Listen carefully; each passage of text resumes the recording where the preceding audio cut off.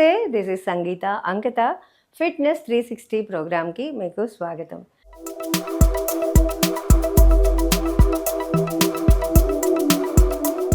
So ఇవాళ మన ప్రోగ్రాంలో మన కాలి వేళ్ళు ఎంత ఇంపార్టెంట్ రోల్ ప్లే చేస్తాయి అంటే, కాలి మడమల నొప్పులు కావచ్చు, సాధారణంగా చూస్తూ ఉంటాము. కాలు మడమల నొప్పులతో లేదా మోకాలు నొప్పులతో లేదా పిక్కలు లాగడం అనే ఈ 3 కారణాలతో చాలామంది సఫర్ అవుతూ ఉంటారు. ఏ నొప్పి కానొప్పి అండి, తలనొప్పి వచ్చినా కష్టమే, పన్ను నొప్పి వచ్చినా కష్టమే, కాలు నొప్పి వచ్చినా కష్టమే అన్నట్టుగా చిన్న నొప్పి అయినా కూడా మనని చాలా ఎక్కువగా బాధ పెడుతూ ఉంటుంది. సో పర్టికులర్గా మనకి కాలు వేళ్ళకు సంబంధించి మనం ఎప్పుడైతే స్ట్రెంథనింగ్ చేసుకోలేదో, అంటే వేరియస్ కారణాలు ఉంటాయండి. మనము ఆఫీస్ జాబ్ అంటే లైక్ ఆఫీస్ గోయర్స్ అయితే కనుక వాళ్ళు ఫుల్ టైం షూస్ వేసుకొని కాలు వేళ్ళన్నీ ఎలాంటి ఎక్సర్సైజ్ లేకుండా మొత్తం అలా ఇరుక్కుని ఉండడం వల్ల కూడా కాల్ మజిల్స్ అనేవి, పాదం యొక్క మజిల్స్ అనేవి వీక్ అవ్వడం జరుగుతుంది. సో ఈ పాదం యొక్క మజిల్స్ని మనం ఎలా స్ట్రెంథన్ చేసుకోవచ్చు, తర్వాత దీని ద్వారా మనం కాలు నొప్పుల్ని, మడమల నొప్పుల్ని, మోకాలు నొప్పిని ఎలా కంట్రోల్ చేసుకోవచ్చు అని చాలా సింపుల్ వేలో, అంటే అందరము చేయగలిగే పద్ధతే ఉంటుంది.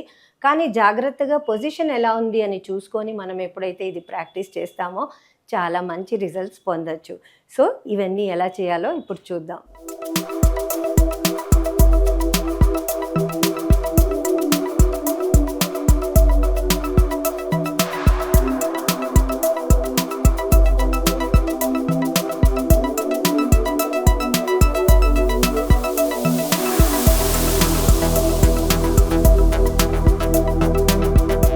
సో పాదాలకు సంబంధించి మనం సింపుల్ స్ట్రెచెస్ ఏవైతే ఉన్నాయో అవి చూసినట్లయితే ఫస్ట్ వచ్చేది మనకి టో స్ట్రెచ్చింగ్ అండి.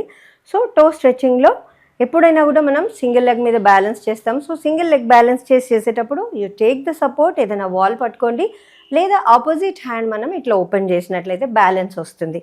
సో స్ట్రెచ్ ఇట్, వేళ్ళని దగ్గరికి తీసుకురండి అండ్ దూరం 1 2 3 4 5 and then ankle rotation 1 2 3 4 5 and reverse 1 2 3 4 5.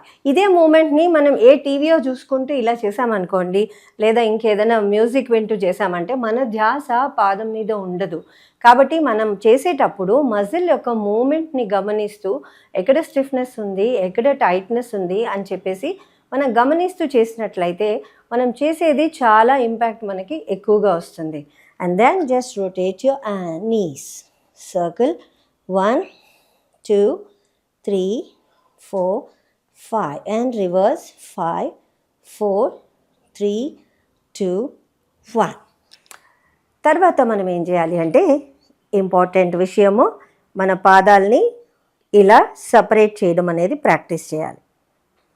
చాలా వరకు అసలు వేళ్లలో మూమెంటే కనిపించదండి. మనం చూసినట్లయితే నేను చాలా వరకు చూస్తాను కదా, సో చిటికెన వేళ్ళు అయితే అసలు కదలవు మనం చూసినప్పుడు. కాబట్టి మీరు చెక్ చేసుకోండి ఈ కాలు వేళ్ళల్లో అన్ని వేళ్ళల్లో మూమెంట్ ఉందా లేదా అని. సో ఎప్పుడు తెలుస్తుంది ఇది మనకు మూమెంట్ ఉందా లేదా అని, పాదాలని దగ్గరికి, వేళ్ళని ఒక దగ్గరికి ప్రెస్ చేయండి and wide open, press and wide open, press and wide open. ఇది చాలా ఇంపార్టెంట్ మూమెంట్ అండి. మనకి ఏ పెద్ద ఆసనాల కన్నా కూడా ఇది చాలా ఇంపార్టెంట్. ఇదే విధంగా బిగ్ టోని సెపరేట్ చేయండి అండ్ దెన్ రిమైనింగ్ టోస్ 1 2 3 4 5 6 7 8 9 10. అలాగే ఇంకో కాలు 1 2 3 4 5 6 7 8 9 10. ఇదే మనం కూర్చొని కూడా చేయొచ్చు, ఈవెన్ మీరు పడుకున్న పొజిషన్లో కూడా చేయొచ్చు. సో కూర్చొని పడుకొని చేసేటప్పుడు మీరు ఇలా 1 2 3 4 5 6 7 8 9 10. ఇది చాలా చాలా ఇంపార్టెంట్ మూమెంట్ అండి. So do practice this also. దీని తర్వాత మనం చేయాల్సింది ఏంటంటే, ఏదైనా ఒక టెన్నిస్ బాల్ లాంటిది మీరు తీసుకోండి, మరి హార్డ్ సర్ఫేస్ ఉండకుండా.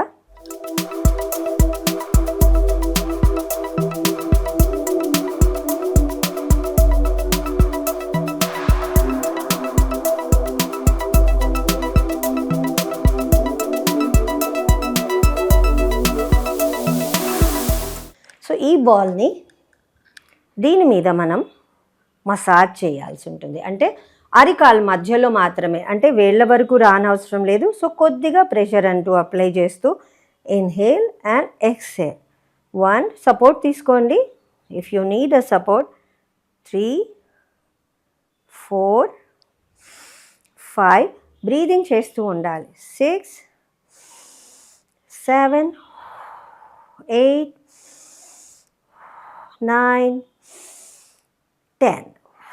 ఇలా ఒక 10 నుంచి 10 అటు కాలు ఈ కాలు ఆ కాలు 10 సార్లు చేసిన తర్వాత మళ్ళీ ఇంకొక సెట్ రిపీట్ చేయాల్సి వస్తుంది. సో ఏ మూమెంట్ అయినా కూడా 2 సెట్స్ ఆఫ్ 10. 1 2 కొద్దిగా ప్రెషర్ వేయాలి. 3 4 5 6 7 8 9 10.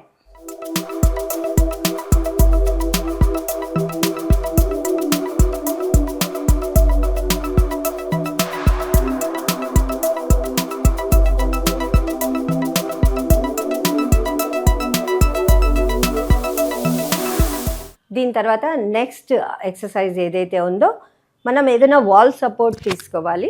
సో వాల్ని సపోర్ట్ తీసుకోవాలి. Wall support in shoulder line. Shoulder లైన్లో తీసుకున్న తర్వాత you will inhale, raise the heel up and exhale drop.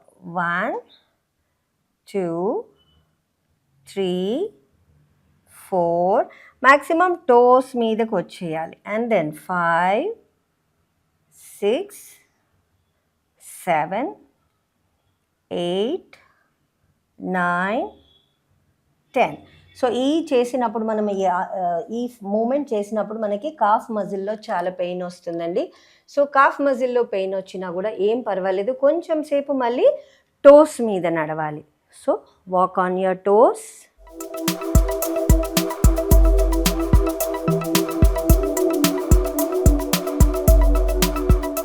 ఒక 10 సెకండ్స్ మనం టోస్ మీద నడవాలి. And then again hold the wall and lift.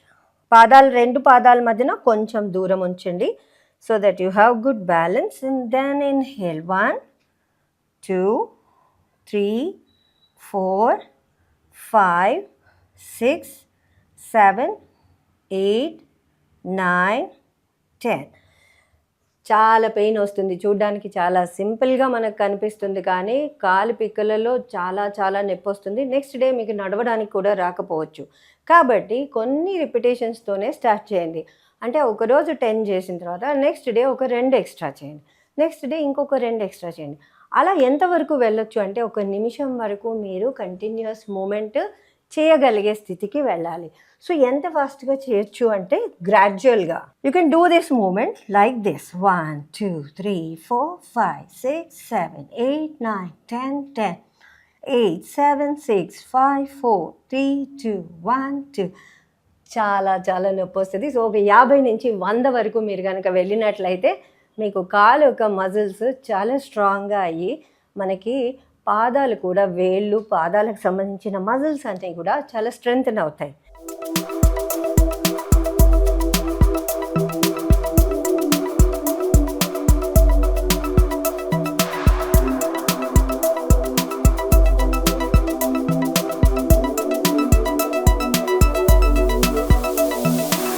So చూసాం కదా, మనం ఈ విధంగా కాళ్ళని స్ట్రెంగ్తన్ చేసుకున్నప్పుడు, ఎందుకు అంటే మన కాలి పిక్కలు అనేవి టోటల్ బాడీలో కూడా గుండె తర్వాత చాలా ఇంపార్టెంట్ రోల్ ఏదైనా అవయం ప్లే చేస్తుందా సర్క్యులేషన్కి సంబంధించి, అంటే రక్త ప్రసరణకు సంబంధించి అంటే మన కాలి పిక్కలనే చెప్పుకోవాలండి.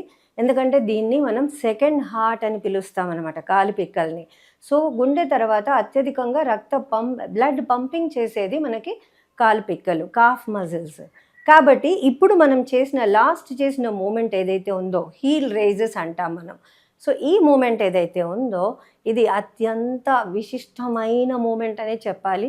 ఎందుకంటే మన గుండె ఎంత స్ట్రాంగ్ ఉండాలో కాలు పిక్కలు కూడా అంత స్ట్రాంగ్గా మనకి ఉండాల్సిందే. కాబట్టి ఈ మూమెంట్ని మనం ఎవ్రీడే ప్రాక్టీస్ చేస్తే మనకి కాలికి సంబంధించిన ప్రాబ్లమ్స్ అంటే ఇంబ్యాలెన్స్ ఒకటి, యాంకిల్ పెయిన్ ఒకటి, తర్వాత వేరికోజ్ వెయిన్స్, ఇది కూడా చాలా ఈ మధ్య సఫర్ అవుతున్నారు బికాజ్ వేరియస్ రీజన్స్ అండి.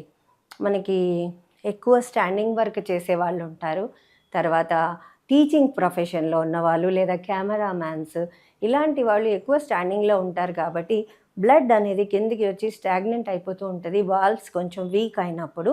కాబట్టి వాళ్ళు ఇది చాలా ఇంపార్టెంట్గా ఎవ్రీడే వాళ్ళు ప్రాక్టీస్ చేసుకోవాల్సి ఉంటుంది. Not only those people who are little obese వాళ్ళు కూడా ప్రాక్టీస్ చేయొచ్చు. సో ఈ మూమెంట్ మనం ఎవ్రీడే 10 నుంచి స్టార్ట్ చేయండి, డైలీ 2 ఇంక్రీజ్ చేయండి. Do these movements and keep your second heart which is calf muscle healthy.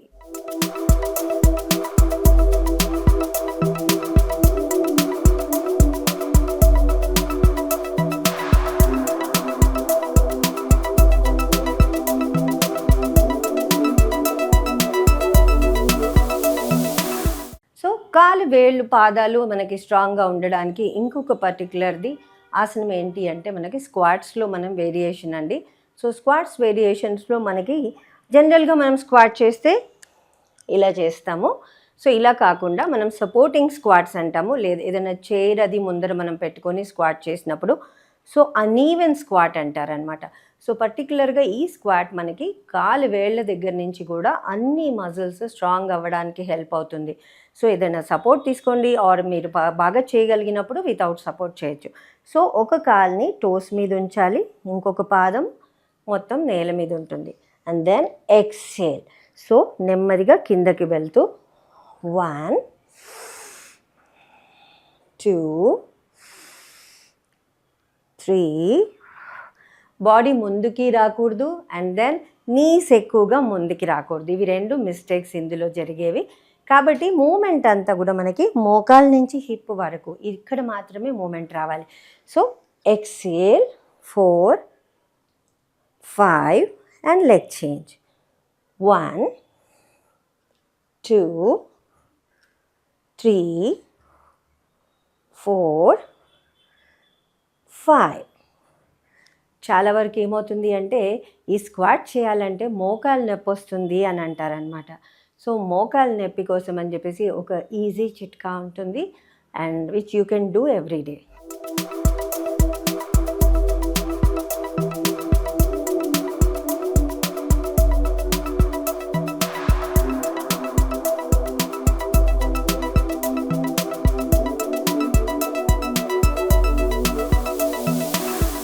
మోకాళ్ళ నొప్పికి సంబంధించి చిన్నవి 2 టవల్స్ మీరు ఇలా టైట్ రోల్స్ చేసి దీనికి రబ్బర్ బ్యాండ్ వేసి మీరు పెట్టుకోండి.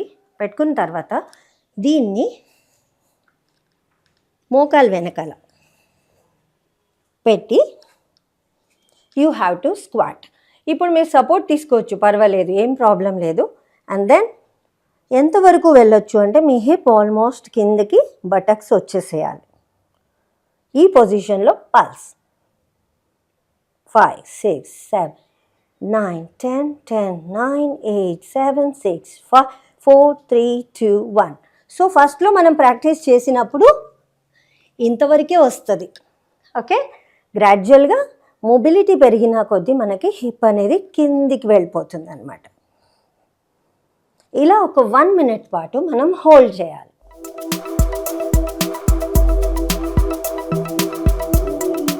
ఓకే, సో ఎవరైతే స్క్వాట్ కూడా నేను చేయలేను కానీ మోకాలు నొప్పులు నాకు చాలా ఉన్నాయి అంటారో వాళ్ళకి ఇంకొక సింపుల్ మెథడ్, పడుకొని చేసే స్టెప్ ఒకటి ఆసనం ఉంది. So put the towel roll under the knee, కాలు మడమని మ్యాక్సిమం హిప్ దగ్గరికి తీసుకురావాలి. ఇంకా రావట్లేదన్నప్పుడు now raise the toes up.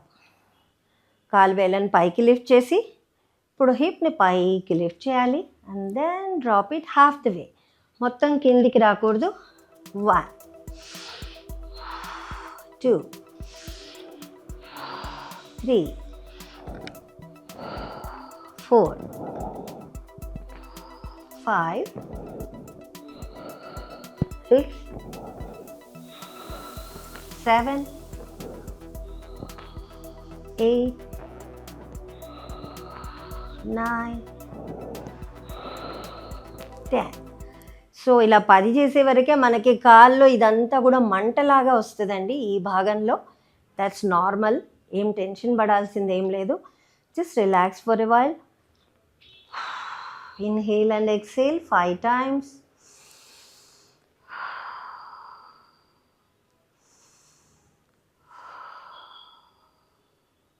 And repeat it one more time. మళ్ళీ చేతులు నేల మీద పెట్టండి, పాదాలు దగ్గరికి తీసుకురండి, and raise the toes up and press the palm on the ground and lift.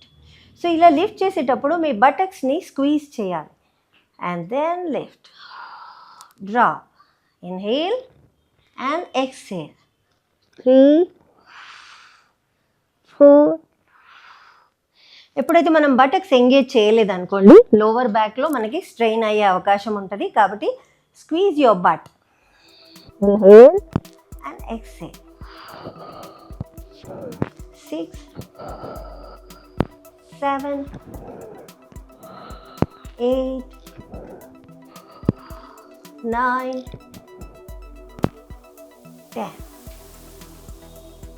And relax. Stretch your feet.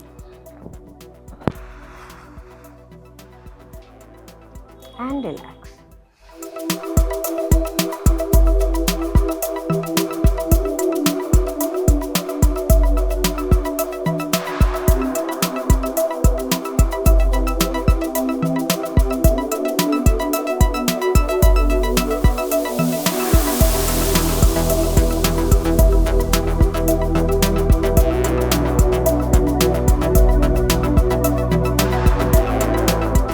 చూసాం కదండి, ఈ ఏవైతే యాంకిల్ మరియు నీ స్ట్రెంథనింగ్ కోసం మనం ప్రాక్టీస్ చేసామో ఇవన్నీ చాలా సింపుల్గా ఉండడమే కాకుండా మీరు ఎవ్రీడే ప్రాక్టీస్ చేసినట్లయితే ఖచ్చితంగా మీ కాలి మడమల నొప్పుల నుంచి, మోకాల నొప్పుల నుంచి ఖచ్చితంగా మనం తప్పించుకుంటాం. దీంతో పాటు మనం ఒక ప్రాణాయామం, అనులోమ్ విలోమ్ ప్రాణాయామం గనక ఒక 15 నిమిషాలు యాడ్ చేసినట్లయితే బాడీ యొక్క హీలింగ్ వ్యవస్థ కూడా చాలా ఇంప్రూవ్ అవుతుంది.